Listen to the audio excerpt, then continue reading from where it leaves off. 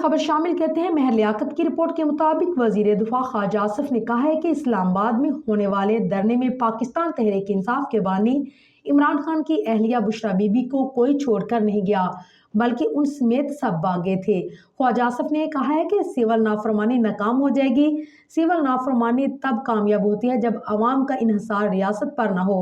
अब रियासत अवाम को हर चीज़ मुहैया कर रही है। इससे कबल भी बानी पीटीए ने धरने में बिल जलाया था, तब भी किसी ने अमल नहीं किया था।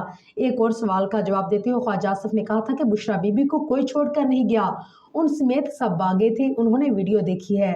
बुशरा बीबी खुद जा रही है। दूसरी जानिब वफाकी वजीर बराए मनसूबाबंदी एहसन इकबाल ने भी सिविल नाफरमानी पर बात करते हुए कहा है कि जिस मुल्क में इंतशार होगा, सिविल नाफरमानी होगी, वो मुल्क तरक्की नहीं कर सकता। सियासी इख्तलाफात जरूर होता है, लेकिन मुल्क को बदनाम करना साजिश है।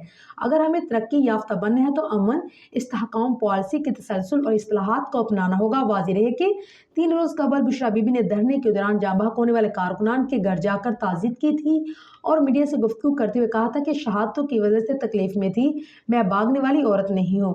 मुझे डी चौक पर अकेला छोड़ दिया गया था। समझ नहीं आ रहा था कि लोग क्यों झूठ बोल रहे हैं। उधर खैबर पख्तूनख्वा के वज़ीर आला अली अमीन गन्नापुर ने बुशरा बीबी के अकेले छोड़े जाने के दावे की तरदीद करते हुए उनके बयान को ज़ाती करार दिया और कहा है कि मैं पूरा वक्त बुशरा बीबी के साथ था।